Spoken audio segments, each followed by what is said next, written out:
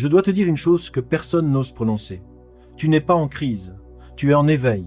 Ce sentiment constant que tout le monde joue un rôle, que les sourires sont faux, que la réalité n'est qu'une façade, c'est le signal. Tu as une âme trop profonde pour ce monde superficiel, et ça, c'est pas une faiblesse. C'est ton super pouvoir. Aujourd'hui, on déchire le voile. Je vais te révéler pourquoi tu te sens déconnecté. Ce que Dieu est en train de faire avec cette sensibilité qui te submerge et comment transformer ce malaise en une force inébranlable. Si tu t'es déjà dit « Pourquoi je vois ce que les autres ne voient pas ?»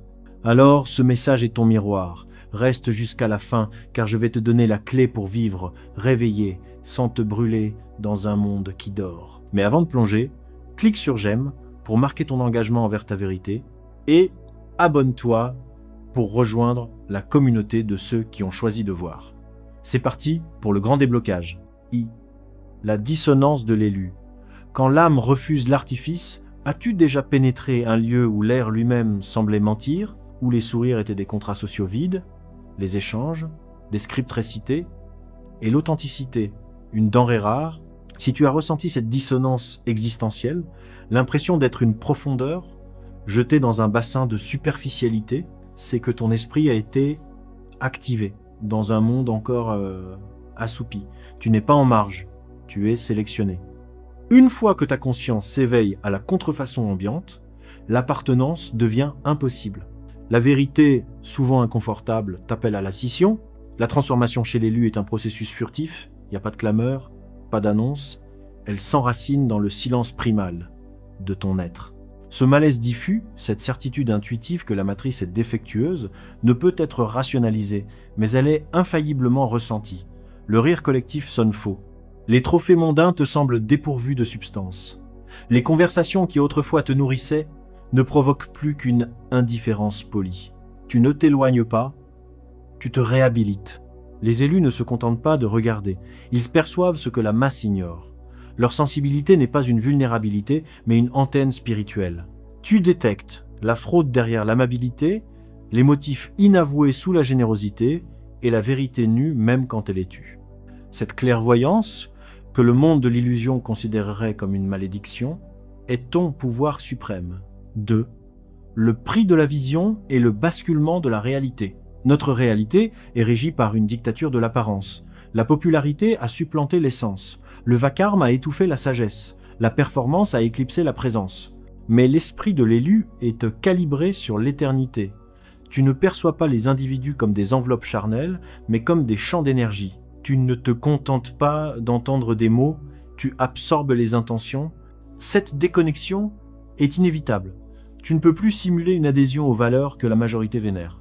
Lorsque le divin active ta conscience, il ne modifie pas immédiatement ton environnement, il recable ta perception. Le monde qui te semblait hier une normalité bienveillante se révèle soudain étrange. Les figures d'autorité te deviennent opaques. Les rituels quotidiens perdent leur gravitation. Le voile est déchiré et la réalité spirituelle se manifeste. L'existence terrestre est une polarisation constante.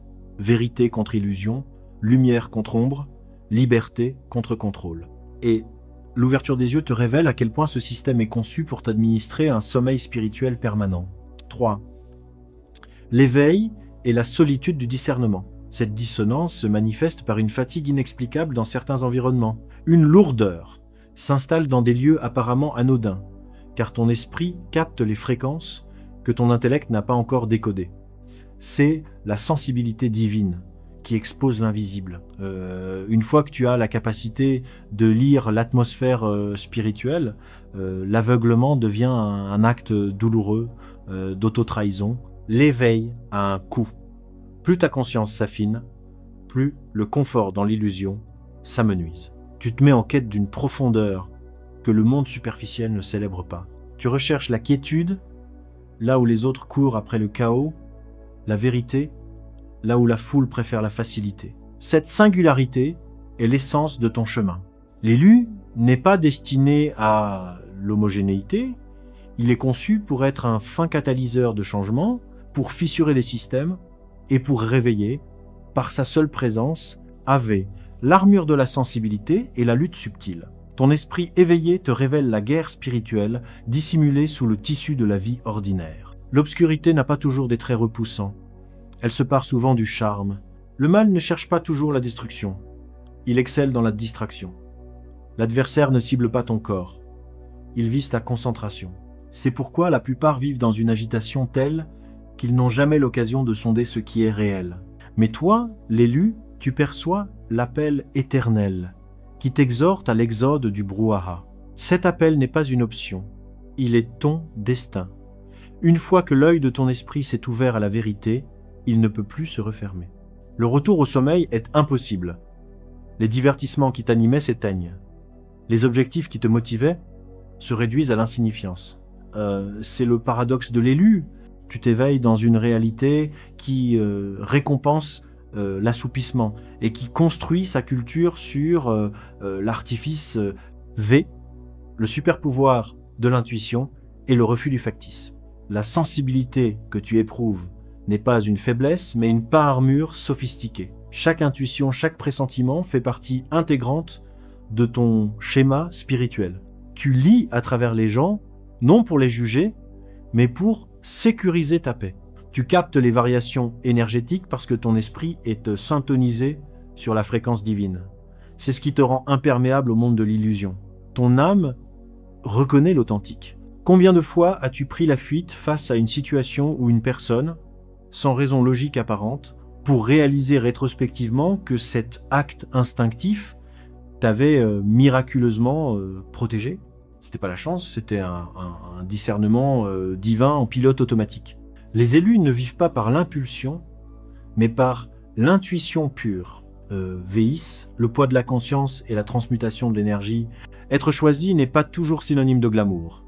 C'est souvent une lourdeur qui t'échoit. Tu perçois davantage, tu ressens plus intensément que les autres. Tu es un réceptacle de conscience, dans un monde qui s'anesthésie par la distraction. Tu vois la souffrance cachée derrière le sourire forcé, le vide derrière l'éclat du succès. Cette vision panoramique a un prix. Tu peux pas désapprendre ce qui t'a été révélé. Le faire semblant devient une agonie spirituelle. Les interactions autrefois amusantes drainent désormais ton énergie. Le monde de l'artifice se nourrit d'énergie réactive, non de vérité, et ton esprit refuse catégoriquement d'en être la source. Dieu te sépare, non seulement pour te sanctuariser, mais pour purifier ton regard. Tu deviens sélective. Tu privilégies le silence au tumulte, la solitude à la foule, la profondeur à l'éphémère.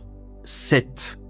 L'authenticité comme rébellion et la marche en conscience. À mesure que ta conscience s'accroît, tu réalises que le véritable conflit n'est pas entre les humains, mais entre la lumière et la tromperie. Le monde du faux prospère sur des systèmes qui maintiennent l'âme dans un état de léthargie spirituelle. Les élus brisent ce programme. Tu vois l'exploitation de la peur pour le contrôle, la distraction comme assassin du destin, et le matérialisme comme voile de l'âme. Une fois que tu as cette vision, l'esclavage est impossible. Le réveil est tumultueux, isolant et déstabilisant. Tu traverses des périodes de déconnexion totale où tu doutes de ta propre raison. C'est la transition, tu quittes un niveau de conscience pour en embrasser un autre. L'ancienne version de toi, celle qui dépendait de la validation externe et des définitions mondaines du succès, doit être abandonnée. C'est une renaissance spirituelle douloureuse mais indispensable. Ta conscience devient ton super pouvoir. Tu te déplaces avec une autorité sereine, non pas par arrogance, mais par alignement. Les autres le percevront. Ta paix dérangera leur chaos. Ta vérité fera tomber leur masque. Ta présence secouera leur esprit. C'est le propre de la lumière, pénétrant l'obscurité. Leur résistance n'est pas un rejet. C'est le reflet de ce qu'ils ont enfoui. Si cette vérité te parle, laisse un amen dans les commentaires. C'est ta déclaration d'éveil. Vitui. La mission finale, éveiller le monde. Tu n'es pas trop sensible, tu perçois avec précision. Tu n'es pas faible, tu es assez forté pour affronter la vérité. Tu n'es pas perdu, tu es en cours de réveil. S'éveiller dans un monde de faux semblants est l'acte de courage le plus absolu. Ta destinée n'était pas de te fondre dans un monde endormi, mais de provoquer son éveil. C'est pour cela que ton regard est différent. C'est pour cela que ton âme ressent avec tant de force.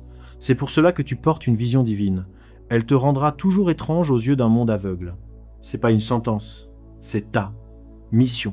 Tu es un porteur de lumière, un pont entre les dimensions. une voie limpide au milieu de la confusion culturelle. Dieu t'a confié la perception parce que il savait que tu pouvais gérer la vérité. Tu n'as pas été choisi pour ta perfection, mais parce que tu étais prêt à voir. Alors, élu, sois silencieux. Tu peux exister dans le faux, mais ton esprit est authentique. Et dans un monde bâti sur l'illusion, l'authenticité est la forme la plus retentissante de la rébellion. Chapitre 2. La stratégie de l'élu. Vivre éveillé dans un monde assoupi. La traversée post éveille du regard à la vision. Tu as désormais contemplé la vérité. Tu as ressenti le calme au cœur de la tempête. Mais le défi le plus ardu commence. Comment naviguer éveillé dans un monde endormi? Quand les yeux s'ouvrent, on ne se contente plus d'observer. On voit. Et cette vision exige une transformation de la méthode. L'élu apprend à progresser dans la lumière, même cerné par l'illusion. Dieu ne te renvoie pas juger, il te renvoie pour transiter différemment. La véritable guerre n'est plus externe, elle réside en toi. Ton esprit est désormais le point sanctuaire d'une vérité inébranlable. Tu cesses de réagir impulsivement pour te mettre au discernement actif. Tu arrêtes de lutter contre les individus pour identifier les esprits qui les animent. Tu comprends que l'opposition peut être une redirection divine déguisée. X. L'art de la solitude et la maîtrise de la fréquence. Après l'éveil, la vie s'apaise, mais gagne en profondeur. L'élu ralentit, écoute plus longtemps et parle avec une intention précise. La validation externe devient obsolète. Ta valeur réside dans ta mission, non dans les applaudissements. Dieu ne t'a pas révélé la vérité pour que tu impressionnes, mais pour que tu puisses influencer les âmes. Tu seras inéluctablement attiré par la solitude, non par misanthropie, mais parce que ton âme a besoin du silence pour maintenir sa clarté. Le monde de l'illusion se nourrit du bruit incessant. Ton esprit réclame l'accalmie. Tu découvres Dieu non pas dans le chaos collectif, mais dans la quiétude profonde. La solitude n'est plus un vide, c'est une stratégie spirituelle. Le silence est la chambre d'enseignement de la révélation. Dans ce silence, le langage du discernement t'est enseigné. Tu perçois les fréquences subtiles, les tensions non exprimées, les ambiances spirituelles. Tu réalises que tout émet une fréquence, que les mots sont chargés de pouvoir, que les intentions sont des vecteurs d'énergie. Ton espace mental est un terrain sacré. Tu ne peux plus permettre à n'importe quelle influence d'y pénétrer. X. La protection de la paix et la légèreté du pardon. Vivre éveillé est un engagement à sanctuariser ta paix intérieure, comme un trésor absolu. L'adversaire ne peut détruire ce qu'il ne parvient pas à troubler. Dès que tu avances avec clarté, le chaos sera projeté sur ton chemin pour te distraire. Mais l'élu sait que la plus grande force réside dans la plus stabilité du calme. Tu apprendras que pardonner est synonyme de souveraineté. Avec la vision éveillée, tu perçois la souffrance qui se cache derrière le comportement offensant. La plupart des gens ne sont pas intrinsèquement mauvais, ils sont aveugles, ils simulent, agissent par peur du rejet, ou trahissent parce qu'ils sont brisés intérieurement. En comprenant cela, tu cesses de prendre les offenses personnellement. Tu vois, au-delà de l'illusion, pardonner n'est pas un acte de faiblesse ou une réintégration systématique, c'est le choix de libérer ton énergie pour ta propre mission. Le monde du faux se nourrit de l'amertume. L'élu avance avec la légèreté du pardon. Tu ne peux pas porter simultanément la révélation et la rancune. 12. L'alignement divin et la rébellion de l'intégrité. Au fil de cette conscience élargie, tu reconnaîtras les trémotifs divins. Dieu t'alignera avec d'autres âmes éveillées. La vérité attire la vérité. Les conversations seront fluides, sans masque ni compétition. C'est la connexion que ton âme réclamait, mais elle exige que tu sois d'abord à l'aise dans la solitude, le pont vers l'alignement. Dans ce monde de faux-semblants, l'élu devient un miroir. Ta présence expose ce qui est masqué. Ta vérité dénonce ce que les autres tolèrent. C'est pourquoi certains seront attirés et d'autres dérangés. Le juste milieu est rare. Ne diminue jamais ta lumière pour le confort des autres. Cette lumière qui expose est aussi celle qui guérit. Plus tu vis éveillé, plus tu réalises que l'éphémère est temporaire, mais que ton esprit est éternel. Tu te détaches des possessions et investis dans le but. Tu ne t'obsèdes plus par le contrôle des résultats, car le destin exige l'abandon à un flux supérieur. Les élus ne bougent pas par anxiété. Ils bougent par alignement. Ta mission n'est pas de fuir le monde, mais de l'élever. Cela ne signifie pas prêcher. Cela signifie vivre avec intégrité quand personne ne regarde. Cela signifie choisir la compassion face à la cruauté. Tu dissous l'obscurité par la lumière. Le monde peut qualifier cela de naïveté, mais le ciel l'appelle puissance. À chaque fois que tu choisis l'amour au lieu de l'ego, le pardon au lieu de la vengeance, la paix au lieu de l'orgueil, tu rompes le système qui maintient l'humanité endormie. Tu deviens un message vivant. L'éluet n'est pas brisé. Tu es en train d'être préparé. Tu as choisi la vérité plutôt que l'illusion, le sens plutôt que la popularité, l'esprit plutôt que le système. Ton authenticité est la rébellion la plus retentissante. Maintenant que tes yeux sont ouverts, ne t'arrête pas là. Partage cette vidéo avec une personne qui se sent perdue pour l'aider à comprendre qu'elle aussi est choisie. Et regarde cette vidéo pour découvrir comment maintenir ta fréquence face aux attaques.